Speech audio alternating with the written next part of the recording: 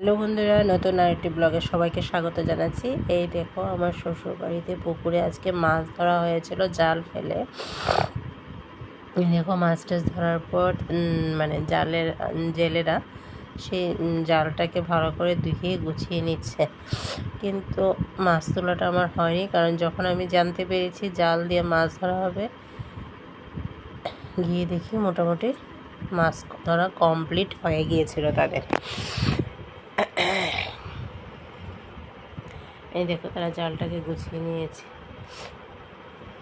গ্রামের বাড়িতে একটাই দেখো, মজা বা আনন্দ যেটাই বলো না কেন, যে পুকুরে থাকে সেখানে জাল টাল ফেলে বা বড়শি দিয়ে মাছ ধরতে খুবই মজা লাগে বা দেখতেও ভালো লাগে। আজকে জাল ফেলাটা দেখে সত্যি আমার ছোটোবেলা দাদুদের বাড়ির কথা মনে পড়ে গেল, যখন তারা ছিল। এরকমভাবে আমার বাবু সকালবেলা গিয়ে জাল জেলেদেরকে নিয়ে মাছ ওই দেখো এখানে মাছগুলো ধরে ফেলেছে। তো তারা এগুলো এখন উপরে তুলে নেবে। তো যেটা বলছিলাম, হ্যাঁ, ছোটোবেলা যখন দাদুর বাড়িতে তোলা হতো সেটা দেখতাম, উপভোগ করতাম।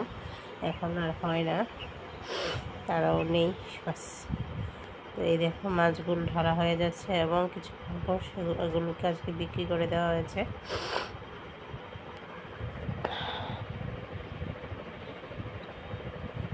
এই দেখো, এখানে মাছগুলো দেখতে তো খুবই ভালো লাগছিল, কিন্তু কষ্টও লাগছিল যে মাছগুলোকে বিক্রি করে দেওয়া হবে।